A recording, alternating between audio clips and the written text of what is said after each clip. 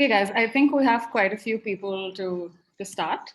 So, hi everyone, welcome to today's webinar on Going Beyond Research. I'm Mansi and I'll be moderating today's session. To start with, just a bit about Good Business Lab. We're a labor innovation lab that believes in using diverse kinds of research methods to both build evidence on and communicate the impact of worker well-being programs on both workers and businesses. We started our journey back in June 2013 with Shahi Exports in India, who've also incubated us. And as of today, we're conducting in-depth research on worker well-being programs in garment industry setup in India. And last year, we expanded our work to Latin America with partners such as Toyota and McDonald's. In all that we do, our core mission is to lead businesses to improve the lives of all workers. Ankita, can we move to the second slide? Yes, as I was reiterating, the mission at Good Business Lab is to improve the lives of all workers by identifying workers' needs, designing solutions that address those needs, testing for well-being impact of those solutions on workers and financial returns for the firm, and lastly, improving and driving the adoption of proven solutions at scale. With this fourth step in particular, we're trying to kind of reimagine and innovate on the journey of a project by taking research learnings forward and almost turning them into products that can be used at scale. Our work is centered around four main focus areas. Each focus area balances both workers and business needs. These four focus areas are unlocking female labor, closing the skill gap, improving work environment, and building holistic health.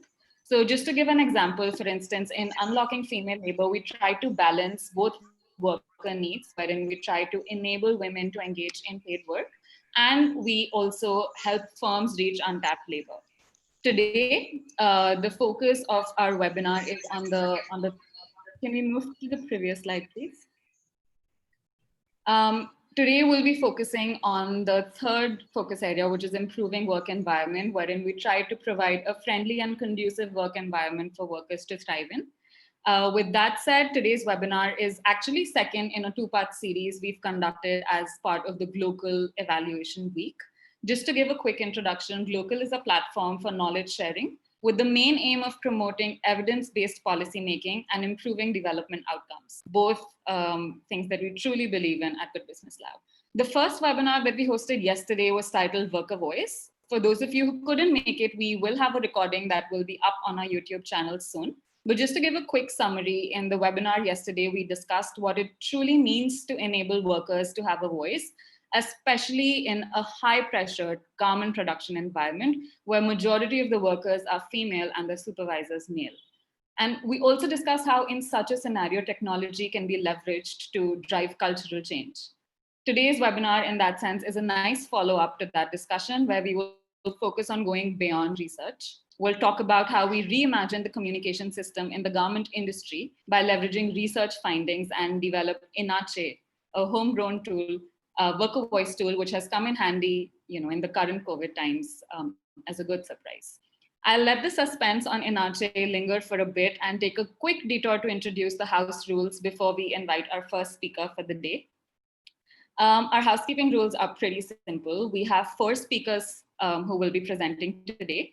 Each speaker will present for almost about 10 minutes, and they will take us through the journey of developing Inache by talking about what Inache is, why was it conceptualized, how did we design it, and what are the next steps.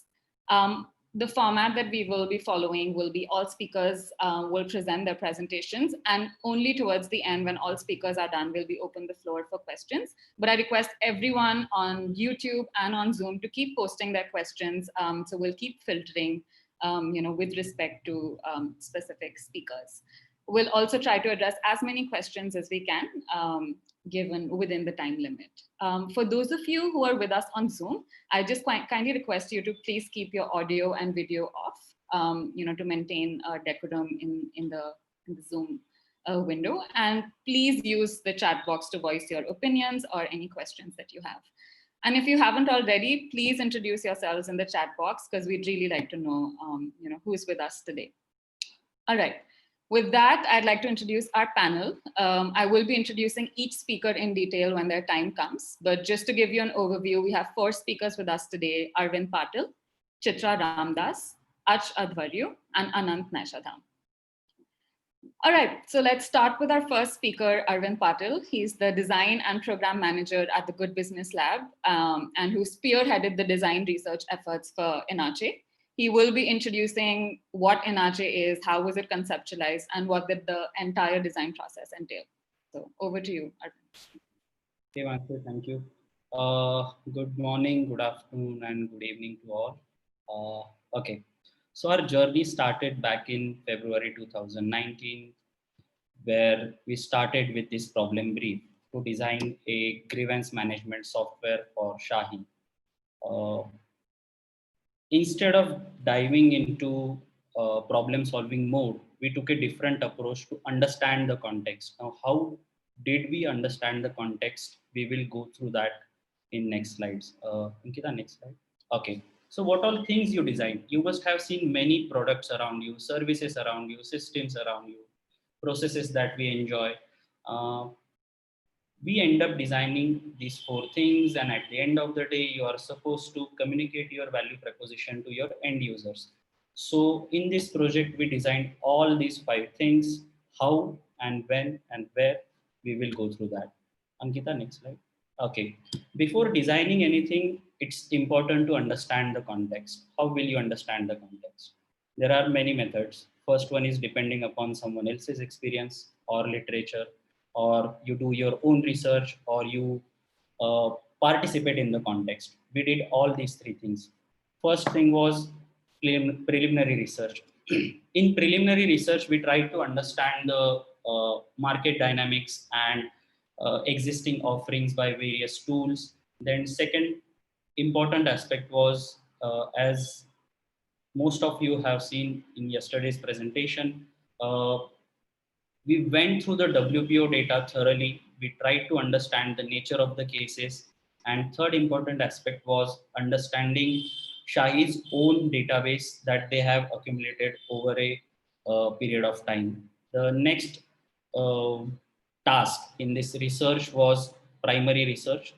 Uh, we designed a research to understand workers and the factory management. There were 2 layers for this research: macro perspective, where we tried to map the system map to understand the organizational dynamics. Second aspect was to understand the worker's own life, that is micro aspect. And personally, I enjoyed semiotic analysis. I will talk about it more.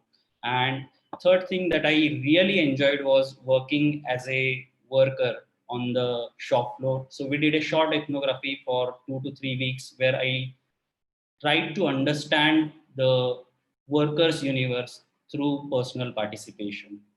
Ankita, next slide. Okay. Uh, as you can see, this colorful image depicts a shop floor. The color coding is basically red zone is conflict loop, which comprises of manufacturing or production team. Uh, they have to deliver certain number of products with good quality at the end of the day. On the right hand side, you can see a peace loop in green color. The peace loop comprises of HR assistants, welfare officers, or people who are there to assist workers to ensure their well-being in the factory. And the pink zones are neutral zones from the workers' perspective. So the rationale behind mapping this very universe was to understand what worker goes through and how the power dynamics functions. So at the end of the day, for each and every factory, they try to balance these 2 loops: conflict loop and peace loop. This helped us in understanding uh, information flow, micro interactions, and what exactly worker do when they face some conflict. And apart from this, we tried to understand existing mechanisms in Shahi ecosystem. So we studied suggestion boxes, we studied how worker committees function, we did focus group discussions with them. In some of the factories, they have help desks, so we tried to observe the micro interactions that happen between the workers and the help desk people during lunch hours. Then fourth important thing was division wise Shahi, they have got helpline numbers for the workers. So we went through the conversations, and this whole exercise helped us in understanding the spectrum of the cases or the problems that workers face. Ankita, next slide. Ah, each one of us experience our day in a different way, but there are certain archetypes that each social group experiences. So for the workers, we mapped 24 hours in their life. So typically a worker spends 8 to 10 hours on the shop floor. Now, why this is important? uh, in yesterday's webinar, our team mentioned that it becomes difficult to convince the management for the worker trainings because it affects the production flow. So if you can, Ankita, next slide, please. If you can see here, from 9 a.m. to 5 p.m., a worker experiences uh, different work pressure at various point of times. So through this exercise, we mapped out uh, low production pressure zones, and we reached out to the management. Okay, in these particular time slots, we will ask you to allow workers to participate in the training programs, and the training program was 15 minutes long where we demonstrated tool to the workers as well. Next slide. Ah, so this was 60-day long exercise. Finally, we came up with a design brief. What exactly we have to do? So we wanted to design services for employee engagement and capacity building. Employee engagement piece comes from workers' perspective, whereas capacity building piece comes from Shahi management's perspective. And then we deep dived into designing various offerings. Okay, the next slide. Okay. Once you design your offerings, you have to communicate it to your users. If I ask you a question, or if I say Himalayas, a word will not appear in your mind. A beautiful imagery will appear in your mind. So the rationale is your thoughts are visual. One major problem that we were facing while interacting with the workers was language. I speak three languages, but not Kannada. Most of the workers, they speak Kannada and Odia. So in order to understand their difficult experiences, we took a help of metaphor analysis, where you ask your users questions and they are supposed to select few images from the image bank. We created an image bank based on Indian aesthetics. So the central question for worker interviews was, what or how do they feel on the shop floor? It is difficult to explain what I am going through when I am in a conflict situation, right? So we asked this question to the worker: what do you feel on the shop floor? They were supposed to select 4 or 5 images, and based on these images, we built a narrative. We tried to code the interviews, and after synthesis and coding the interviews, 4 metaphors or keywords emerged for the workers. First one was balance. For many workers, working in a factory and managing household chores is a balancing act. Many workers, they feel connected or belong to the factory. Working in a factory is not just a source of earning, but while working in the factory, they are creating memories, and those memories serve as a great repository for next upcoming decades. And the most important thing is sense of control. I am in the control of my life. This thing empowers the worker at an individual level. Now, why these 4 keywords are important?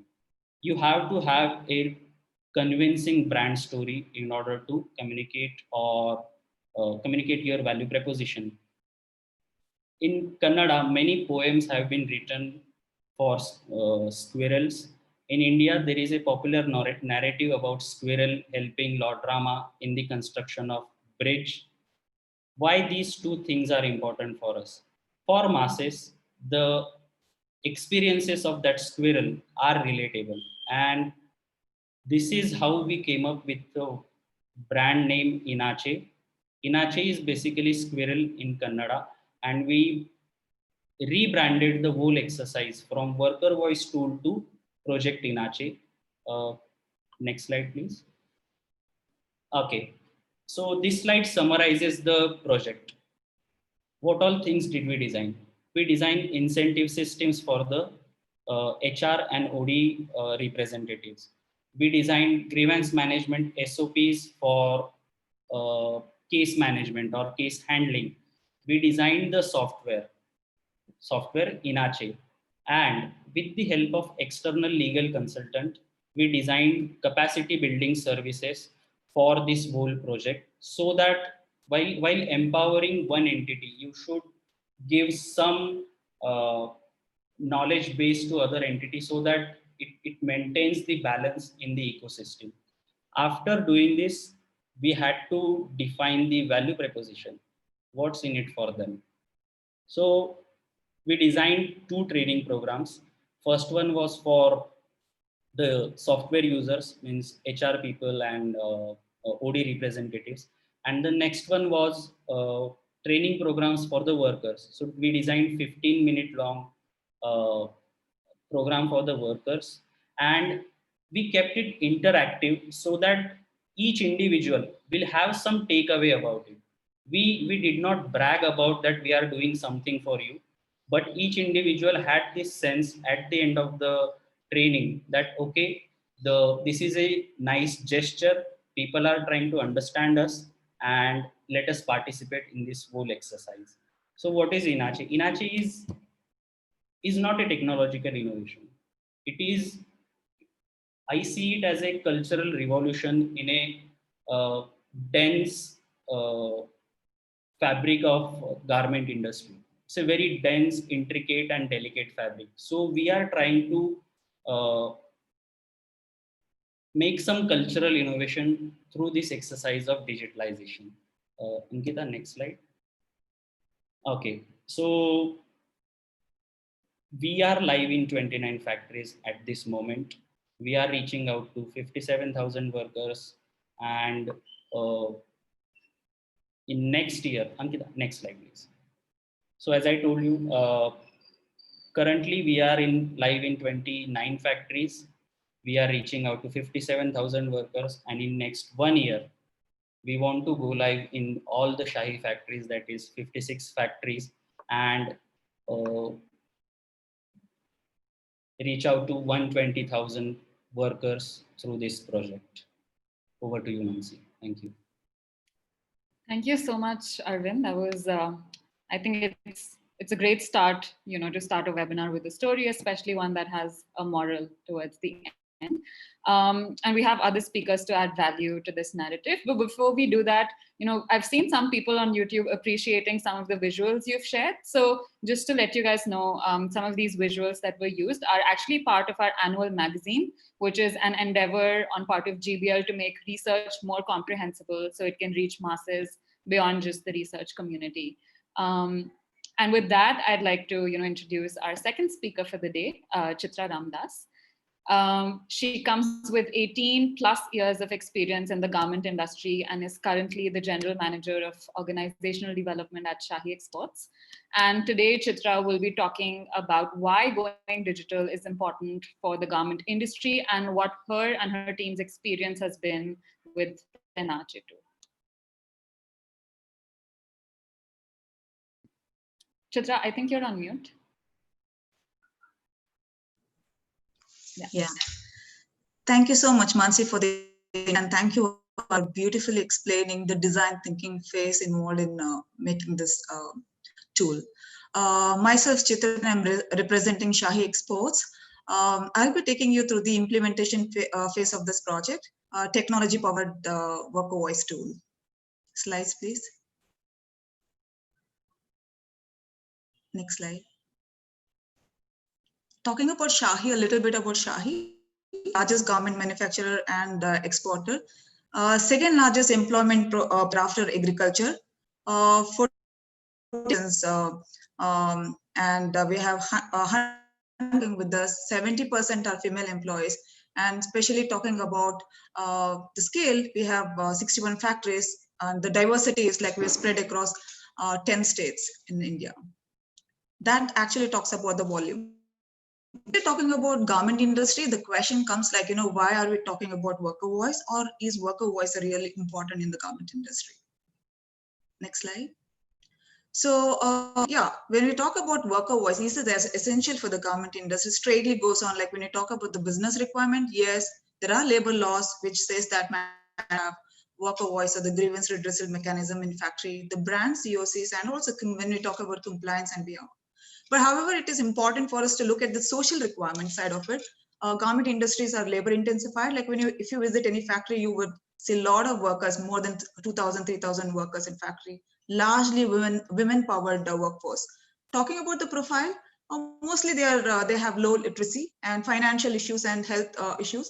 Talking about socialization and having women like 70-75% of women employees. The mask is always there, like since the beginning of their societal life, where they've been told to speak less. So the worker voice, is already, not allowed in the communities settings where they're there.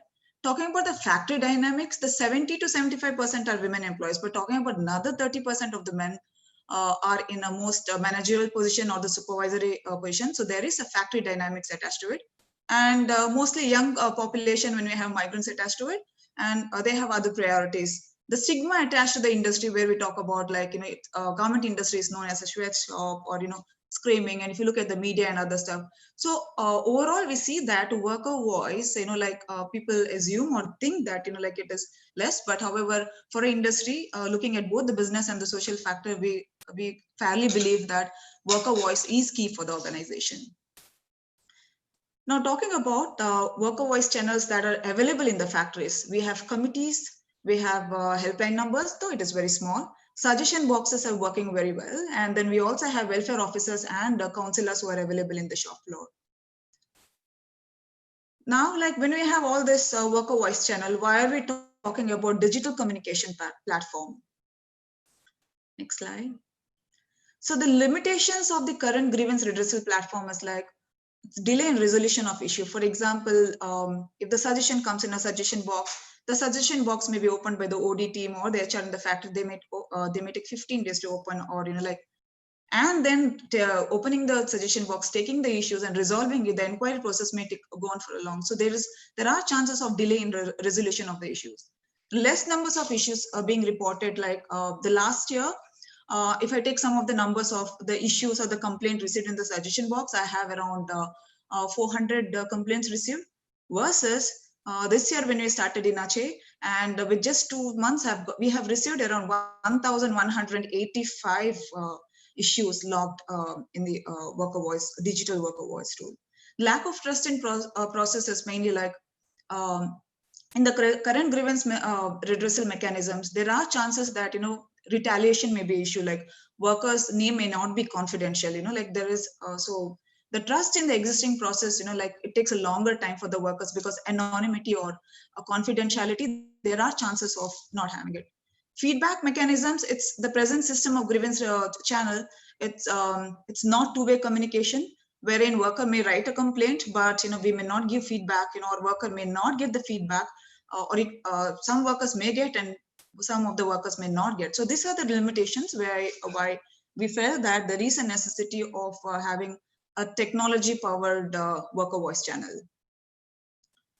And that's why we launched Inache in the year 2019.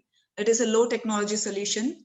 It's a simple, it works on a basic mobile phone, and there is a SMS based as well as a voice call. Also, it is very cost effective for, especially when you talk about garment industry. And also when I talked about the scale with the 56 factories, 100,000 workers, 10 states, the scaling also becomes very easy when you have homegrown the Inache tool in your factory. Next slide. Now, like we have a tool, but we need some strategies to make it successful. So first learning from the implementation phase is that never do everything at one time. Like we phased it out. Like, the first you can see like the pilot was with 3 factories, then phase 1 was 14 factories, and phase 2 was 12. Though we started in the year 2019, it's around August we started. But even now, like, we have training still going on in most of the factories. And Arvind did mention about 59,000 workers. So to reach each of them and make them understand about the Inache tool will take a longer time. Some of the initiatives what we've utilized to make the strategies successful is like all the workers were given stickers which had Inache phone numbers. So each factory is having a unique phone number. So we made stickers with Inache phone numbers were distributed to workers. So they were wearing it either on the tag, on the identity card, or they were either pasting it on their mobile phone. So, but it was issued to all the workers. We also displayed posters in most of the local languages, multiple languages. And also we made for training, we also utilized flip books, and we would take it to the shop floor and do most of the training on the floors apart from the classroom sessions. Also videos displayed. We also made worker were live actors in some of the videos we created for Inache. And we broadcasted like live videos to all the workers on the WhatsApp, because most of the workers were also using WhatsApp. And we also conducted various competitions, especially like Inache competitions, worker voice competition. And also like we made some of the programs, the theme of the program was worker voice. And talking about March 8th, Women's Day celebration, theme was Inache worker voice. And we also had some of the brands who volunteered to come to factory. I would like to mention about H&M. They were part of some of the initiatives in factory. They came to factory, they were part of the panelists, and also they spoke about worker voice. And that's how we also got support from various brands who work with us. The most key important factor we think, for making this tool successful is trainings. And especially the key layer is the first layer, which always comes is management. And so we have put a lot of efforts in sensitizing the management, which comes from the board of directors to that of the mid-level management to that of the supervisors who are on the shop floor, whom the workers are talking to. And we also did grant programs in the factory, like like the launch of the program was done in such a way that everybody in the factory should feel that, oh yeah, Inache is a tool, and it's a new tool which has been introduced, and it's digital. So we created that impact in the factory. Next comes as a very important layer is a worker training, which we talked about 57,000 workers, but so far 31,000 workers we have been able to train. However, because of COVID, like since 2 months we have stopped training. And we have also seen that though we use all the communication initiatives, what we mentioned above, the first level of training did not go so well. We did not get good response from the workers. So we have reworked the campaign or the communication initiatives. And once again, like we have to train a number of workers. The learning was that the training for workers should happen multiple times and in their the language what they speak. So a lot of efforts have gone in worker training, and that's an ongoing process. And also talking about the software. So this is digital. We're talking about technology. And so like the factory managers or the factory users who are going to use this technology, especially the HRs and the ODT members or the troubleshooters. So the training was organized, for all these troubleshooters on the software part of like how it has to be used. Around 245 Inache users were trained. Apart from this, Shahi has always has been forefront in training. I would also like to mention that most of our workers have been trained, PACE trained. Around 40,000 of women employees have gone through PACE program. And also we, the basic also other programs are ongoing in the factory when it comes to women rights, worker rights, human rights, the rights and responsibilities. And there are a lot of brand initiatives from various brands who are doing in our factories. And also like some of the Shahi initiatives for supervisors and workers have been ongoing. So why I'm stressing on training is that for a worker, to learn about Inache tool, we also have other rights programs which are also based, which is going for in Shahi for more than 10 years. And that's supported in making Inache a successful tool at Shahi. Next slide, please. Now, like you have a tool, I have 1,185 messages I'm receiving, but are my managers skilled enough to handle the cases? We believe that the workers will have confidence in this tool only when the cases are resolved effectively and timely. So this was the key of our project. We wanted to ensure that the cases resolved are handled effectively by the manager. So for this, the next slide. We developed a disciplinary toolkit. So this is another unique feature of Inache, the homegrown tool, where we worked with a consultant, who's a labor consultant with 32 years of experience, an ex-deputy labor commissioner, and also we work with a lot of internal experts within the organization, and we developed a disciplinary toolkit. This talks, this is a ready reckoner for the HR managers and also for the organization development staff, one who receives the complaints in handling the cases. So the disciplinary toolkit, we see that the cases are categorized into different buckets. Like it is divided into major, minor, and medium. Like for an example, if you talk about major case, then like POSH directly goes into the major case. Then the disciplinary toolkit explains about if a worker has got like POSH issues and which has come in this, then the IC committee is active, and then like the process of that, number of days within which the action has to be taken, that is given. Can be a medium case, like if a worker she writes a message that she's not able to read a pay slip, then within a day, like we have given number of hours over a day, like within which the action has to be taken. And can be a very minor case, like a worker writes a message that the water has fallen on floor, so immediately the housekeeping person, that can be immediate, it is minor, but it is clearly explained in the disciplinary toolkit, the steps of resolving issues very effectively and also timely. Apart from this, the toolkit was, please go back. The toolkit was developed, but it was not just kept in corporate, but like all the like HRs and the organization staffs, maybe nearly 400 of them were trained. Capacity building training was given to all the staffs about the disciplinary toolkit, and we see that the participation from the HRs and organization development was great, and also there was feedback that they learned a lot, since we developed a disciplinary toolkit of handling the cases effectively. What is the outcome of all this is the next slide, Ankita. Yeah, we did a lot of work. We, Arvind spoke about a lot of stuff. Yesterday, Gauri, my colleague, she also talked about the worker voice tool. We worked a lot, and also the researchers, GBL team who's sitting here. The efforts of ours is like finally the worker well-being. The answer is like the feedback from workers. This is key for a program. This is what motivates us, to do much better and do more programs.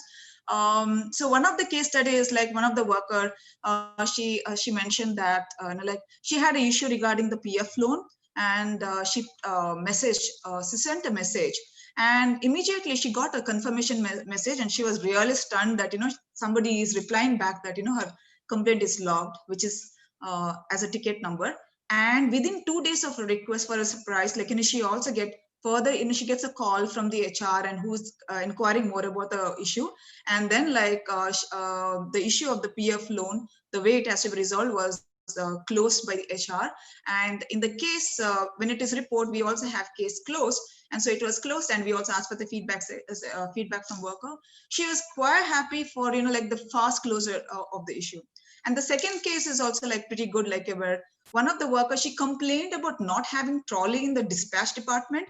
However, the next day, the HR, he goes to the department, he immediately addresses and checks, the requirement.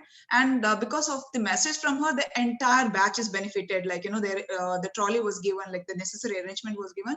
So she's thanking Shahi, Inache, and also for addressing the issue quickly. And also she says that it's not only benefited her, but also it benefited the colleague. Like, so this is a ripple effect, what we call like, Inache can be helpful for most of the workers. Many of the workers, thousands and thousands of workers who are working in garment industry. The next slide. So, so we're very excited about this tool, and so like we have great plans of moving it forward. And for Shahi, it is like we want to roll out in all 56 factors of Shahi, and also we think that those who are associated with Shahi, we also have DDUJKY centers. We have around more than 25 plus rural training centers. in Jharkhand and different locations, including Karnataka also. We want to launch, like Inache in those training centers, even before the workers migrate and come to Bangalore to the working location. We want them to have this tool, and so that they are able to communicate their issues and they're ready. And the most important topic is now people are talking about the migrants, what's happening around in India, the lots that are happening. We think that Inache would be a right tool to popularize among the migrant groups. And also, we also want, going ahead, we also want to have additional feature of online survey, training applications. That's a long term, like maybe the next phase. And apart from that, we talked about various grievance channels at Shahi. We want all that to come under one umbrella of Inache, and Inache would be a single grievance redressal mechanisms with the committees, with the helpline, with suggestion box, all the documents and records coming and sitting in this transparent tool of Inache. So we want to bring transparency in the system, and we also respect the worker voice, and also we believe that effective grievance mechanism contribute and it strengthens the worker management relationship. However, we have a tool, and if we work within ourselves without taking it as a business case, it's quite difficult, to scale in so many factors. For this, we have partnered with Good Business Lab. We work with researchers, academicians who are helping us in getting us the business case, and that business case we're going to present it to our top management, and that is actually helping us scale this project in so many factors of Shahi. And I'm very privileged to have two founders of Good Business Lab. We have Anant and Ach. I request them to talk further and give more insight about this project. And thank you all for registering, and also thank you so much. And if you have any questions, you can just put in a chat box. Thank you. Thank you, Chitra. That was a great summary, and you took us through, the scale of impact that technological solutions can have given proper implementation. And I really appreciate you've always been very supportive of our experimentative approach. In fact, everyone at Shahi. Talking of impact and evaluation, I'd like to invite our third speaker for the day, Achyuta Adhvaryu, who is many things. He is the Chief Development Officer and the co-founder at Good Business Lab, and also a professor of business economics and public policy at University of Michigan. And he will be talking about the impact evaluation of Inache. Wonderful, thank you. First off, I want to say thanks to all the panelists who have gone before me, and for the folks at GBL for organizing this. I'll try to keep it brief and then turn it over to my more loquacious colleague Anant in just a sec. So, I think we've got a lot of folks here in the global apparel industry, also NGOs and the broader ecosystem. I'm excited to hear all your thoughts as well. So I'm going to be sharing some of the details of GBL's evaluation of Inache. Before that, I want to step back for just a moment and reflect on the importance of voice more generally.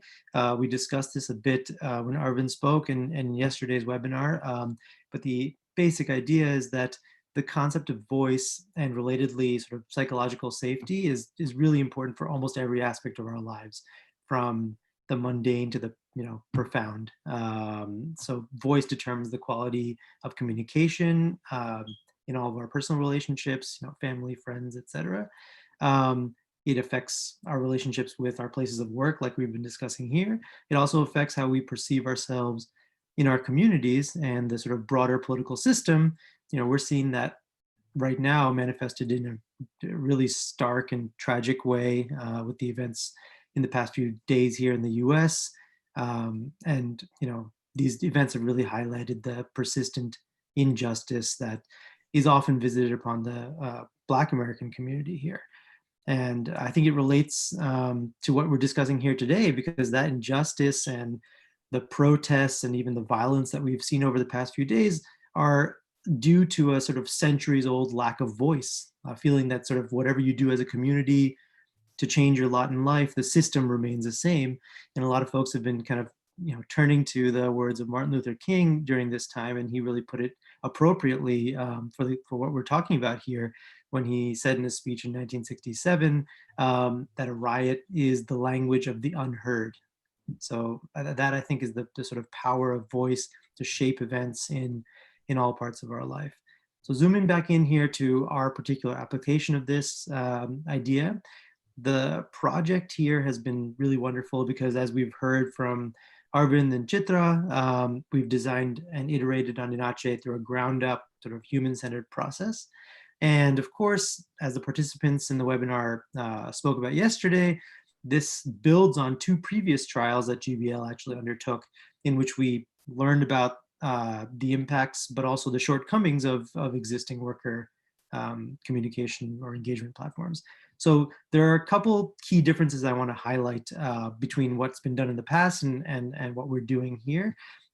First, as was mentioned previously, I think our offering is sort of more of a service than a tool, and the actual technology is obviously an important part of the product, but equally important are the sort of surrounding trainings, videos, worker and HR engagement activities, panels with multinational buyers, other stakeholders, et cetera, that Chitra just described some of. Those are really important to sort of getting this product to actually work and be taken up in factory settings. Another key difference is the idea that Inache kind of functions essentially as a safety net rather than a targeted way of eliciting worker grievances. So it's there when workers need it. And while only a small fraction of workers might actually ever decide to use Inache for communication, the fact that all workers know about its existence and that it's there if they need it is really important. And so that's something that we've discovered in our previous trial with Labor Solutions Wovo app as well. And I think, think of this as sort of akin to the difference between having health insurance, which is sort of there when you really need it, and actually showing up to a clinic to see a doctor, okay? So we're excited about our contribution to this space, but obviously it's also core to our general philosophy that not everything plays out the way that we think it will sort of in real life. FDR, American president, put it well when he described the New Deal programs that his administration was instituting in the wake of the Great Depression. He said, "The country demands bold, persistent experimentation. It's common sense to take a method and try it. If it fails, admit it frankly, try another. But above all, try something." So that's the sort of spirit that we have here at GBL, and it drives everything that we do. So in keeping with that, we're in the midst of a large-scale randomized control trial of Inache in Shahi's factories, and you see some of the sort of scales and numbers associated with that trial up on the slide here right now. And the goal of this trial is to evaluate the impacts of Inache on both worker well-being as well as core business outcomes like worker retention, productivity, attendance, etc. So we're doing this evaluation with a generous contribution that I want to acknowledge from Humanity United, which is a part of the Omidyar network, and we thank those organizations for their continued support. A few details on the trial and what we hope to learn, then I'll pass it on to Anant.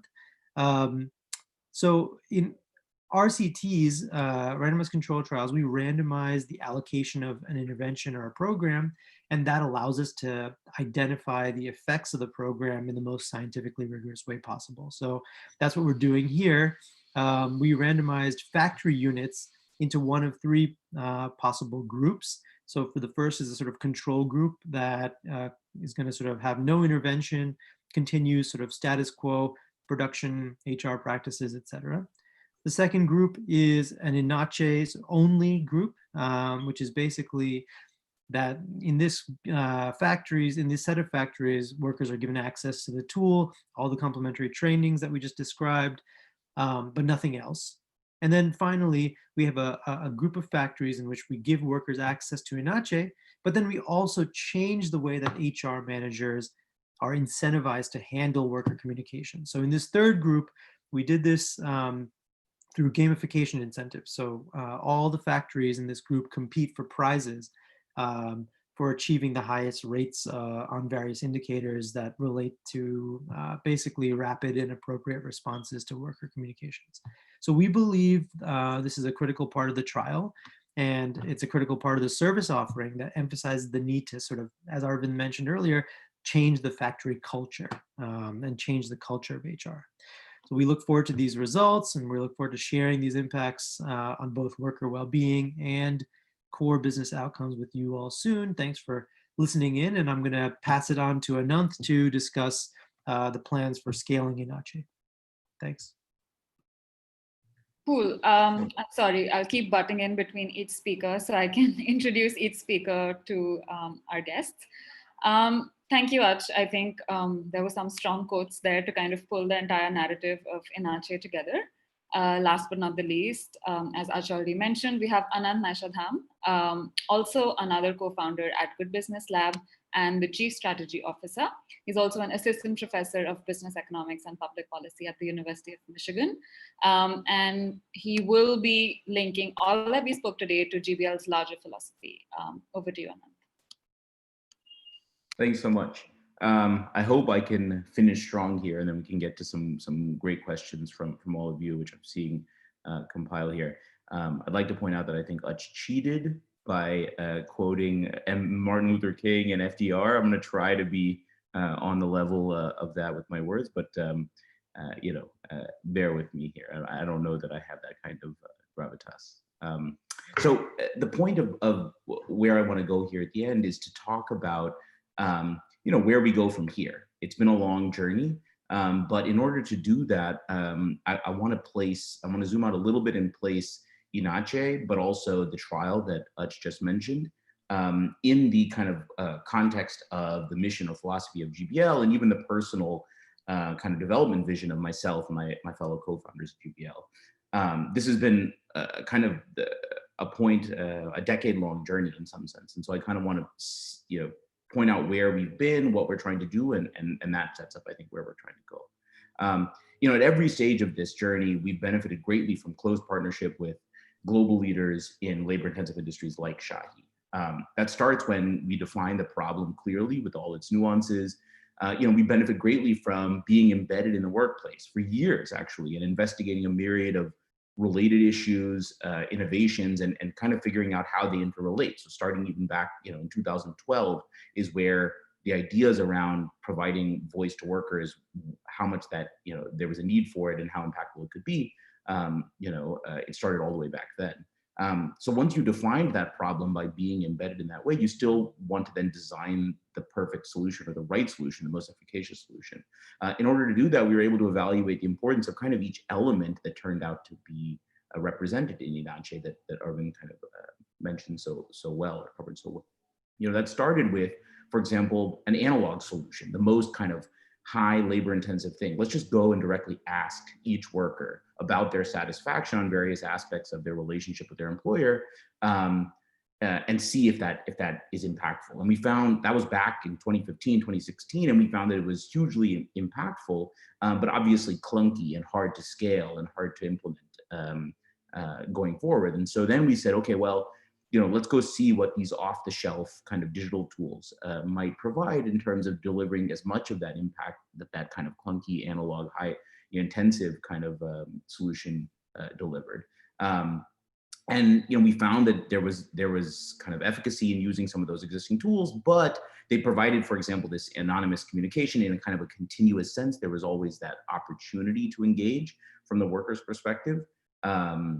But it was certainly diffuse relative to the more intensive thing, and there were a lot of technical features and a lot of kind of elements from even the culture of the organization and the upper level management, that needed to be addressed. And so that brought us to what Arvind went over and Chitra talked about so well, which was that there needed to be this kind of much more ground up, human-centered design to perfecting the features of the technology, but also the kind of features of the change management plan to instituting this program. Incentives and trainings and buy-in from every level, marketing even to the workers themselves. And what we realized then is that, okay, well now let's say we've got this bespoke solution. The next stage is to say, okay, well now let's go try to test this thing at some real scale and say, hey, can this bespoke solution we created for this really nuanced problem, kind of the product of all these years of and many stages of work, can it work? And when doing that, we benefited greatly from the trust and commitment to rigor of Shahi that's really embodied in the fact that they were willing to let us do an RCT. In fact, a series of RCTs, this being the latest. you know, of course, we hope in what's now going to, you know, we're kind of at the final stages of this trial, and over the next, let's say, 6 months, we'll get to know a lot more about whether this final stage of scaling up has worked. We hopefully, you know, we hope we find that it works, and that we learn, maybe even more so, you know, kind of what Ach said, that we learn a lot about what didn't work and what else we should try, and how we should try again.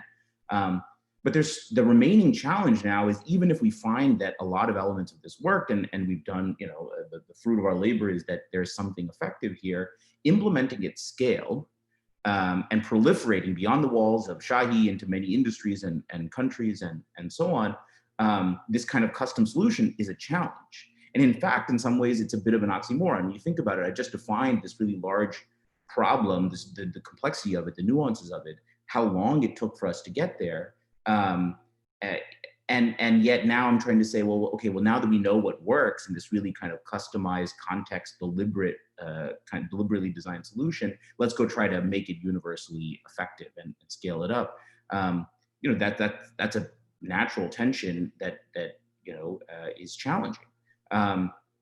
So, you know, how do you still get that impact at scale? How do you proliferate this kind of tool, service, bundle, this product that we've got, while still trying to keep marginal costs low and actually even diminishing to make it effective, to make it kind of possible to possibly scale it? You know, the plan cannot possibly be to redo everything we've just talked about right now in this webinar, to redo the last many years of work for the next industry or country, or even for that matter, for the next large garment supplier in South Asia, for that matter.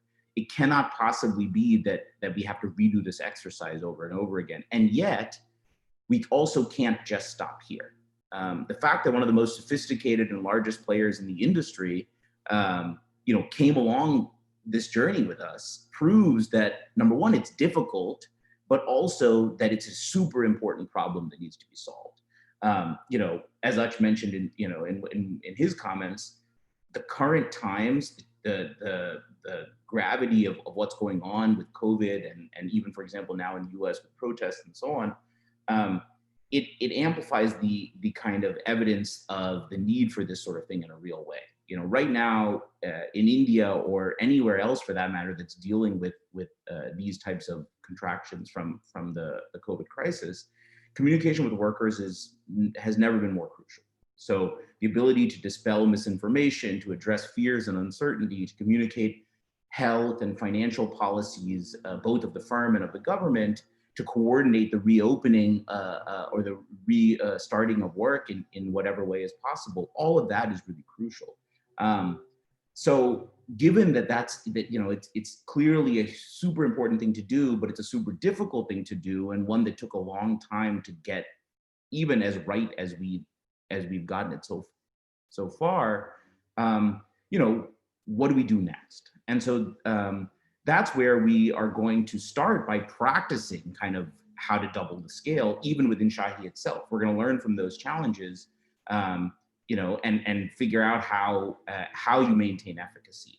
The advantage is that even just scaling for the rest of Shahi is kind of equivalent in many ways to scaling to another really large firm, or maybe many other firms, in the sense that you've got 30 more factories that you need to go work out the details of.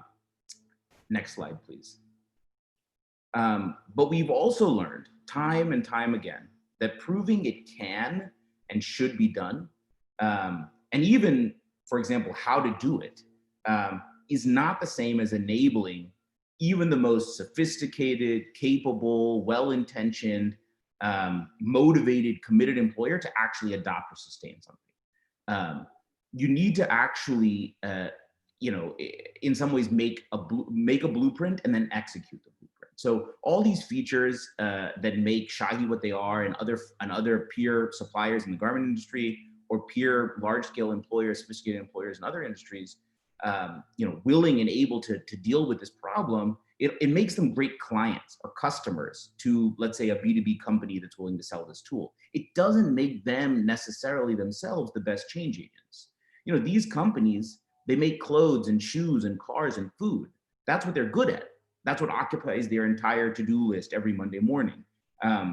they would love to solve these workers' problems, and they're largely convinced or easily convincible of the value of doing so. But that headline result of the study, or even the blueprint or the map to the solution, it's just not enough. They don't have the resources or specialization to solve the problem. It's why all these problems remain unsolved today, and why Shahi needed us in some sense to work along with them. It's not for lack of interest or want of trying.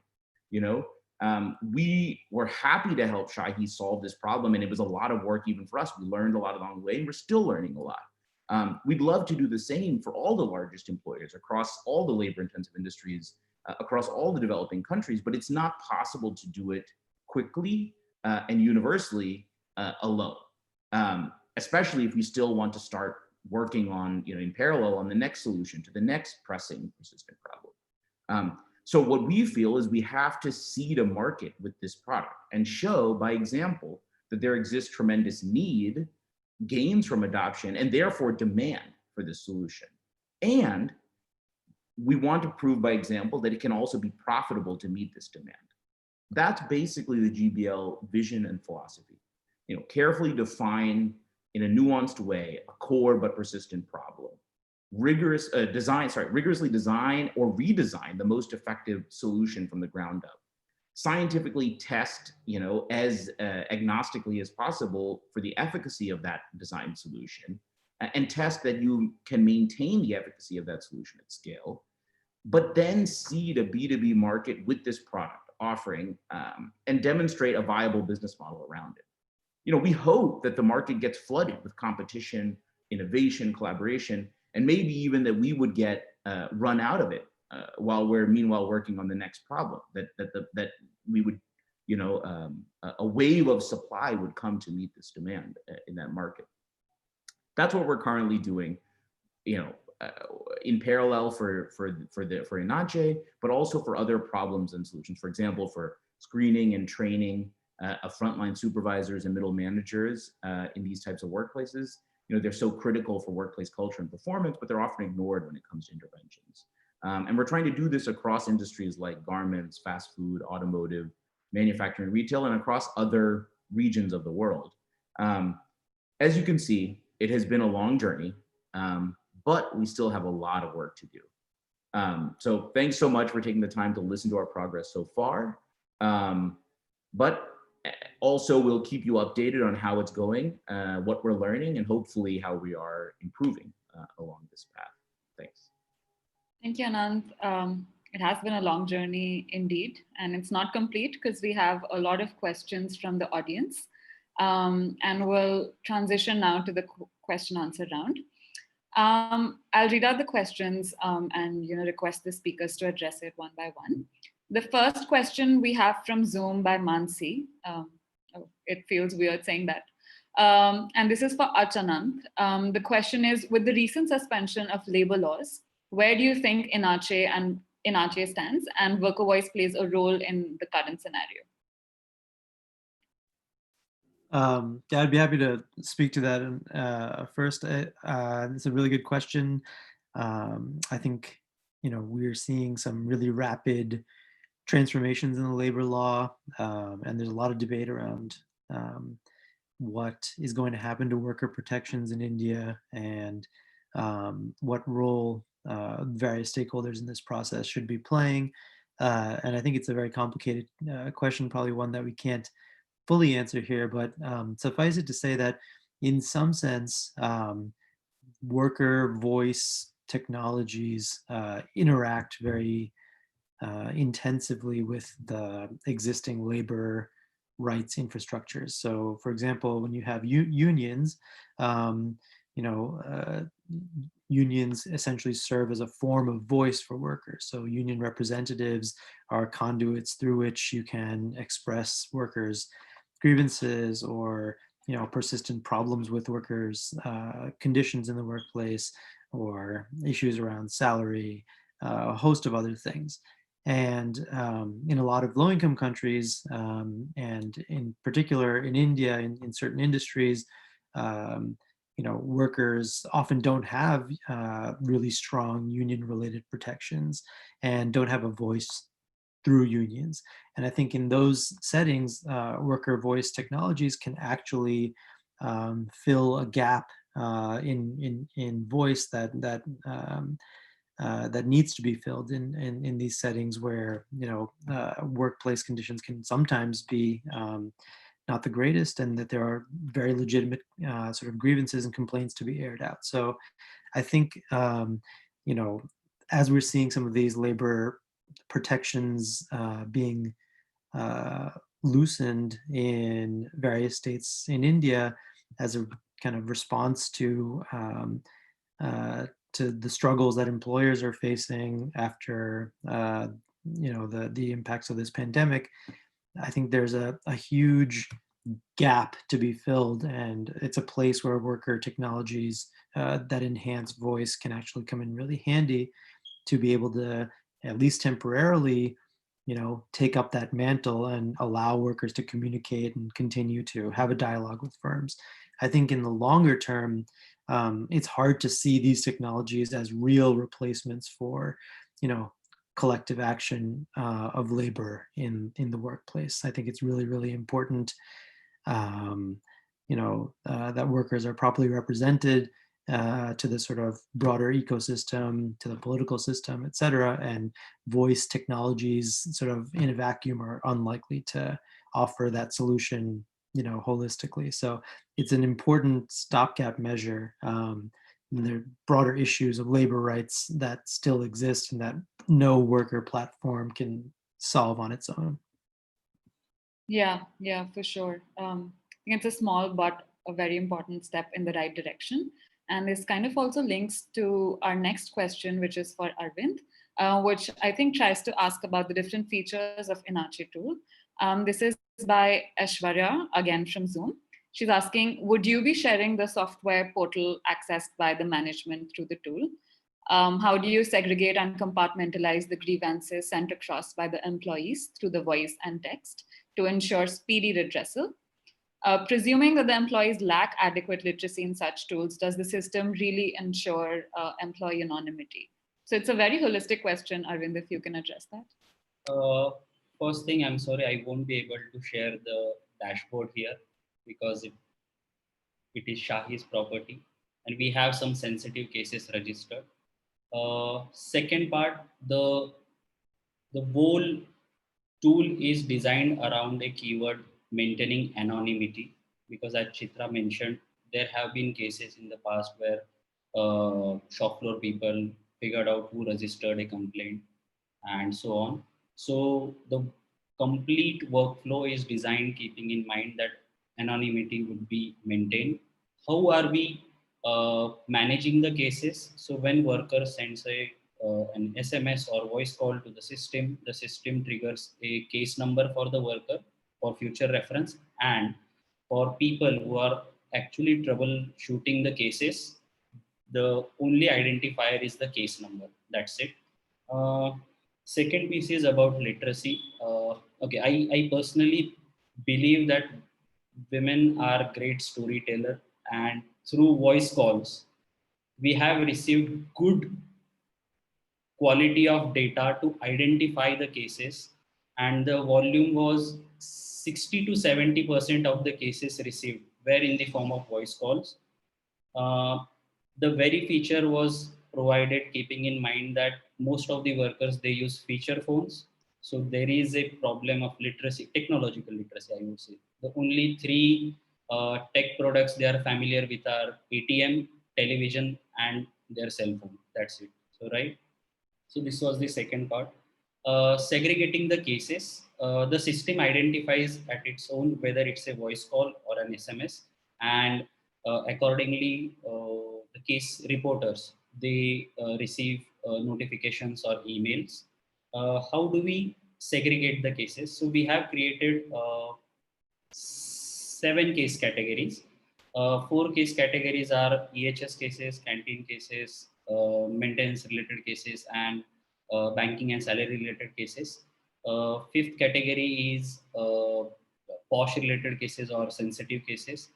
We have 6th category where we have miscellaneous cases. We have received hello, hi, as Smith mentioned yesterday, hello, good morning, hi, such kind of messages we have received. So we don't delete those messages or ignore them. We respond to those messages. We are trying to keep it a conversational interaction. And we have 27 case subcategories under these 6 to 7 buckets. I hope I answered the question. Yeah, just a quick follow-up to that question, Arvind. I think Elvis from Zoom also attended our webinar yesterday, and he's asking, can you share some insights on how the Vovo tool from yesterday compares to Inache from today?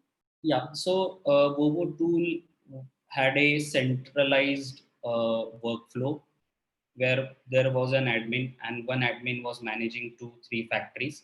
Whereas in case of Inache, we have taken decentralization approach, where in each factory we have a team of people who is managing their own cases to ensure that people will have sense of ownership. So this is one major difference that I can identify. The second one is, I guess in case of Vovo, they don't have voice call facility. In case of Inache, we have voice call facility. So as I mentioned earlier, we are receiving really good cases through voice call. Just they dial a number, they register their case, and that's it. So these two things I can say. And I think just to add to that, I think that another key difference and something that we noticed and was very important as a learning as part of the Vovo trial was just this idea that cultural change involves kind of much more than the tool. So obviously, you know, Labor Solutions and Vovo has a lot of experience implementing its products in factories of all kinds, but I think that you know, there's a lot of variation in how much take up you get, how much engagement you get, and that's from both sides, from workers as well as from HR and management. So as Chitra, you know, emphasized, I think, you know, the really one of the key features of what we kind of decided to focus on in Inache was this kind of service offerings around the actual tool. So the, you know,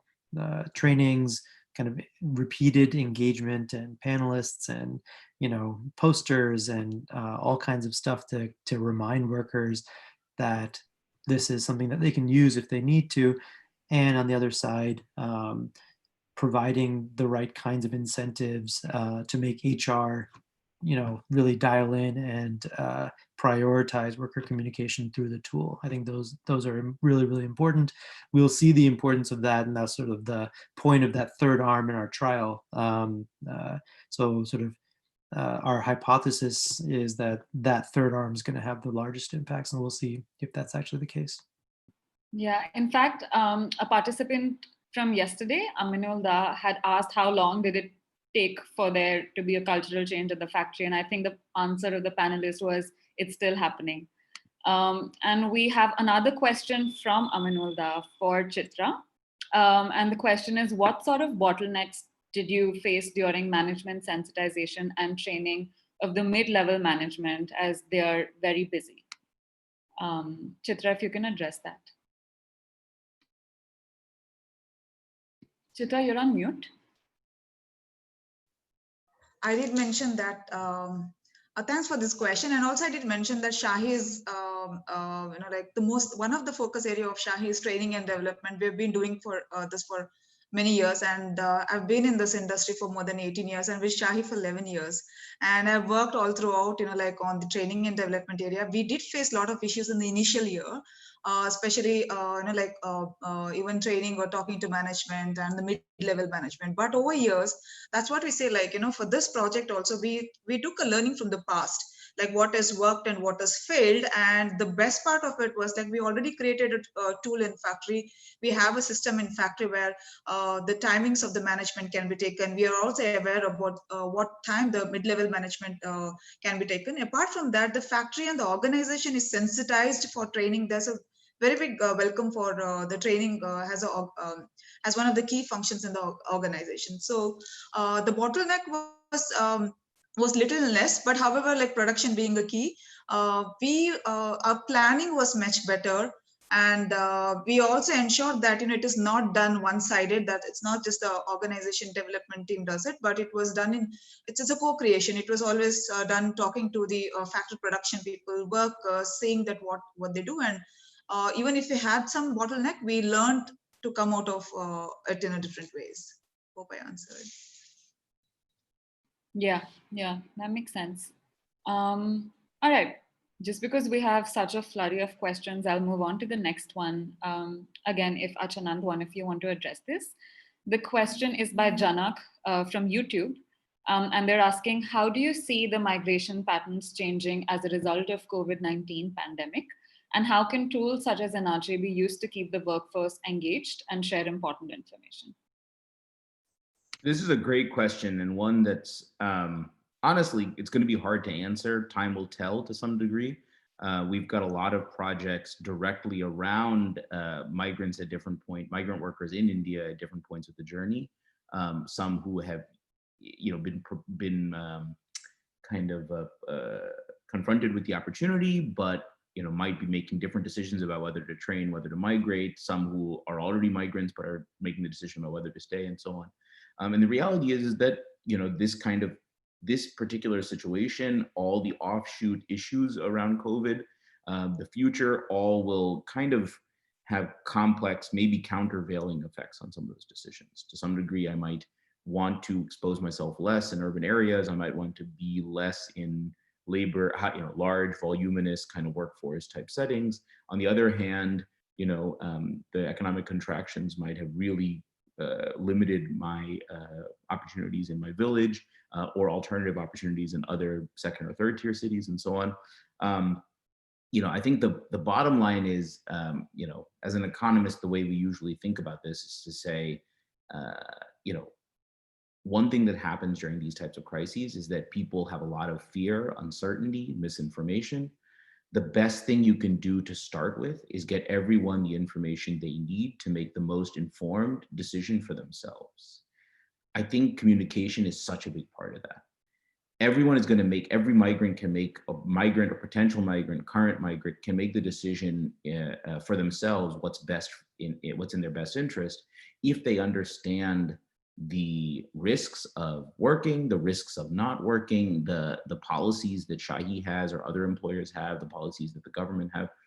In the vacuum of lack of knowledge or uncertainty or misinformation, then all kinds of difficult, wrong decisions can be made on both sides, the employer side and the employee side.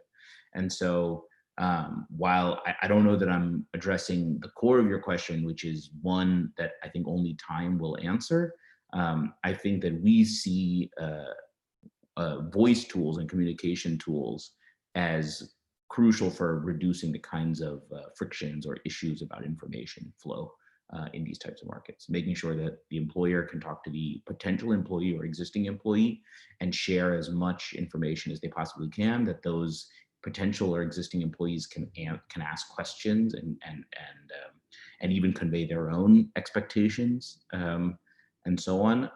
That can only be a step in the right direction. I also wanted to add to that, especially talking about Shahi, and the Inache tool was very useful, especially for the migrants. Like, migrants were able to send messages and asking about like when will the factory open. Second, they were also asking about like, I want to go back to my place, my native. Like, can you help me? There were also questions about, can you give me transportation? Like to reach to my destination. Also, like questions like, will I be paid wages? So all the difficult and the lighter questions were asked on the worker voice tool. Apart from that, from the organization through Inache tool, we also sent a broadcast message to workers talking about COVID and social distancing is important. Stay safe. So it was two-way communication from the organization, and also there were questions which are coming from the migrants, which we were able to handle much better. This situation, Shahi, we just had attrition of 4% of migrants. So we did a lot of job in retaining them. However, we also helped them, to go back who wanted to, who were asking questions. Yeah, that's great. Thanks for the addition, Chitra. So earlier we were talking about how, it takes time to develop such solutions, and also for garment industries to see the impact of that in terms of like a cultural change. So the next question is for Arvind from Aminullah again, which basically asks, how long did the design thinking phase take, and how many archetypes did you use for design thinking? Okay. So we spent 2 months on design research. Then third month we spent on conceptualizing the workflow and a part of information architecture. When you try to understand system dynamics, you don't go with preconceived notions of these archetypes will exist. Each ecosystem will have their own archetypes, and then you try to map your findings to the established archetypes. So for conflict loop, reducing burden or managing burden was the archetype because of production pressure. For peace loop, escalation of the cases was the archetype. And between these two loops, there exists an archetype of balancing act. So if your production burden increases, then your number of cases increases, or they tend to escalate, and so on. So these are the three important archetypes that we identified in the manufacturing ecosystem of Shah.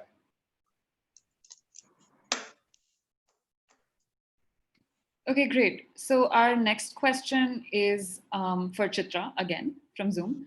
Karan is asking, does the HR team face extra pressure since the implementation of Inache, and are you also mapping mental health at workplace? Yeah, if design thinking phase was not part of developing this tool, I would definitely say yes, like extra pressure would have been for the HR. But since we had this design thinking phase added, we also, there was the questions which were asked to HRs and there were interviews. And accordingly, the cases were like, divided into different buckets. Bank and salary, canteen, employment, health and safety, grievances, miscellaneous works, and all that. So, and then like each bucket, there was like, one HR or OD team member. There were multiple people from the factories who were working in the HR department, maybe 9 of them or 10 of them who were specialized in each of these buckets were given this responsibility as a SPOC. And if there is a case of canteen, then it goes to SPOC A. If there is a case of bank and salary, it goes to SPOC B, who can be HR manager.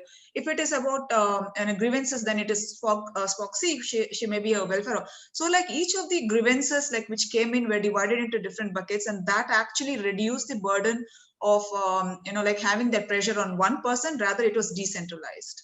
So I think that helps. Did I answer that question? Yeah, and with the experience that you bring, I think management becomes easier. The next question is for Ach. It's from Pooja through YouTube, and I quote, "I want to know what scale of manufacturing does this kind of a solution work for? I'm assuming it's mostly for those that produce at scale or can be extended to MSMEs or smaller scale industries." Well, thank you for the question. I think, when we designed Inache, the product or service offering we had in mind was for large scale manufacturing, and it doesn't necessarily need to be in the garment industry per se. I think, we're trialing in the garment space, and then, we have the opportunity to do that. And Shahi has, of course, been a wonderful partner in that process, but we have every intention, of scaling outside of garments, as Anant has described. So in terms of applicability to smaller scale SMEs, I think it's certainly within the realm of feasibility to do that, particularly as it becomes easier to sort of register on the platform and to sort of onboard HR, et cetera. I don't think that's sort of impossible. On the other hand, I think there are different challenges when it comes to onboarding SMEs. So, for example, some of what we described with regard to trainings and kind of sustained worker engagement in factories, is really helped by scale. So, there's economies of scale when it comes to coming into a factory, talking to all HR managers at once, engaging with, thousands of workers at a time. That sort of enables, some of these economies of scale. When you go to individual sort of small businesses, and you're dealing with smaller worker populations, then your kind of fixed costs of operations per unit go up, and so it kind of makes the the costs of providing this kind of service go up as well. So as the product evolves, we could imagine things like virtual trainings or virtual forms of engagement that are able to reach out to more kind of dispersed populations. And we certainly, think that's it down the pipeline. But of course, there's a big mountain of large manufacturers in a variety of industries that kind of lie ahead of us. And I think we want to try to scale that mountain first. And then as the product evolves and grows, think more about the SME space as well. So I'll just add one quick thing to that, which is to say, I think, in my mind, actually, there's some elements of the SME space that might actually be easier to implement this in, for example, or more impactful. So you can imagine that the smaller the factory, the smaller the workplace, the more the digital, technical kind of structural anonymity is valuable. It's easier to see somebody going and putting something in a suggestion box or to know exactly who it is. And the need for that technical anonymity is really high. On the other hand, also, or relatedly, I think also when you're trying to implement a solution like this, for example, the organizational change management is big and hard, but might actually be easier in a more manageable workplace where the layers are easily mapped and we know who the right change agents are and so on. The flip side is what Aj said, which is that the unit economics go in the wrong direction. Right? You can imagine that the unit economics of being able to do this in a bunch of small scale workplaces as opposed to one large workplace or uniform set of large workplaces will be hard. But that's the GBL mission in some sense, is to actually go wrestle those unit economics into submission in some sense, where most regular enterprises may not take on that challenge. They go design this, as many of the other tools have, for high skill developed settings where the markups can be higher because the ability to pay is higher. So like Dutch said, I think it has to come in sequence, but we are not backing away from that challenge. Yeah, and I think as we open to bigger industries, we also kind of invite greater diversity, which actually links to our next question by Shakti Prabhu through YouTube, which is for Chitra. On how do you think you can drive the usage of such a tool in a multilingual migrant workforce environment, and what do you think are the risks you face, and how's the experience been? Yeah, like I did mention, like diversity and especially like Shahi being located in 10 states. So like one is the basic mapping of the organization and the factory locations. We are aware of like these are the top, like 5 language, what we have to keep in mind, when we do any tool. That's one, and that's one we have already been doing it for most of the other programs and all the other projects which is going on in Shahi. We have Odia speaking trainers. We have Odia, like SMSs, like where we're able to send. Also like Kannada, Tamil, Telugu. And talking about migrants, like, and in Bangalore, we have a lot of Hindi and mostly Odia speaking migrants. And mostly like having specialized people like who speak those languages and having them as a team member and utilizing their expertise in either even when we created training tools, or even when we created posters, like multilingual posters and other stuffs were added for most of the work what you're doing. Okay, that makes sense. All right, Arvind, you're up next. This is a question from Elvis, which again tries to inquire a little bit about the features of the Inache tool. He's asking, and there are 3 questions clubbed into one. What's the percentage of Inache users who prefer to be anonymous while reporting issues? And if it's high, how do you see digitization helping to strengthen the worker voice without the fear of retaliation? And I think his last question is about the multiple multilingual aspect of the tool, which I think Chitra already addressed. Yeah. So about multilingual aspect, worker can send cases in any language. The text lands on in the dashboard, and the case reporter interprets it and prepares a case report in English, because most of the management systems are familiar with English. Second question was 100% cases are registered under, they are anonymous basically. 100% cases. We haven't given any choice to the end user to select anonymity or not, because most of them are using feature phone, and the technology won't allow you to. If you have any application or kiosk, over there you can have this. But that was a very good question. Maybe in future product development, we will consider this. And sorry, I forgot the second part of this question. It was on the anonymity. And how do you see, digitization helping strengthen the worker voice without the fear of retaliation?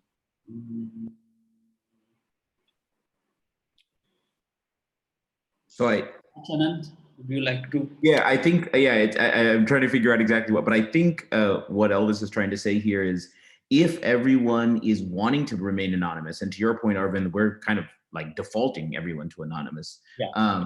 Does that limit, just because you digitize it, does it limit the ability to be heard in some sense? And I think it's an interesting point, which is that sometimes when I've got a specific issue, I've got a problem with a specific person, I don't want to say who that person is because it reveals who I am. But that doesn't, I still think that the ability to report it, even if I cannot have my specific issue addressed, is vastly important. So for example, suppose I had an issue of abuse or harassment with a particular individual. I may not want to say who that individual is because that might reveal who I am, or at least narrow down the pool. But still, reporting it anonymously, make sure that we know that those issues are a concern. We know that that in that setting that the factory needs to think about training, think about screening, do some type of measurement of these types of issues more generally. It's still a step in the right direction to having management aware of issues that we know that in the absence of that, they might, even well-meaning, might kind of everything might be just kind of flowing in the background without some sense. So I still think the ability to report, even if you can't exactly reveal who or what or the specifics of the details, because the digitization doesn't necessarily provide a full ability to report all the specifics and still remain anonymous, you can make a big difference between, for example, being seen walking into HR's office to say something, or being seen dropping in a note into the feedback suggestion box, etc. Anant, I wanted to add something. Now it depends on the type of the case and legal framework in that particular territory. For example, posh cases, you cannot reveal identity. The person is supposed to be directed to the IC committee, and over there they have to file written complaints. So the conversation, the focus of the conversation is to build the trust. Whereas, let us take an example of bank and salary case. My salary was not credited. So I need your employee ID to identify whether there was some back-end issue or what exactly happened, right? So the SOPs that we have developed, they ensure that where it is needed to identify the person and where it's not needed. Yeah, great. I think with that, we've answered all the questions for the day. Any last comments from the speakers? I love the questions. Yeah, it's been very engaging. I'd like to share something which is on a very light note. I think it's been interesting that, we started with, the story behind the name Inache and the metaphor of, squirrels playing a role in it. And then we ended on the note of, importance of rigorous research and going beyond research. So it's only serendipitous that I've stumbled upon a video that kind of brings the two together. It's an experiment that was conducted by Mark Rober, who's a former NASA scientist, where he actually tries to understand the behavior of squirrels in his backyard in a very rigorous experiment. I'll share the link for the YouTube video in the chat box. I think there's a lot of metaphors we can draw, from that experiment. And having said that, I think, for those of you who attended our webinar yesterday will vouch to how between the two webinars yesterday and today, we've kind of closed the loop on how a project is conducted at GBL, how we design, evaluate, and take our research forward.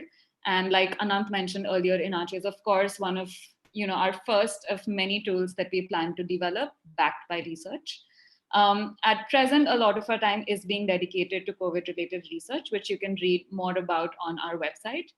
And just a small note, I don't think we should, always depend on such webinars for you to throw questions at us. Like Arvind said, it has been an engaging evening and morning. So please feel free to write to us with more questions on our email ID info@thebusinesslab or any of the social media platforms.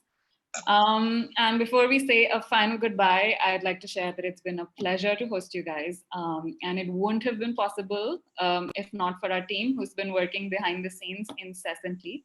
So I'd like to invite Sharan, Shalin, Ankita, Lavanya, Anant, who's also our third co-founder, to perhaps switch your videos on and take a virtual bow, so we can see our entire team. Thank you, guys. Appreciate your efforts. Great. And a big thanks to our entire team of 34 who've been working with an admirable dedication even in current times. And thanks to everyone who joined. It's been a pleasure. Thank you.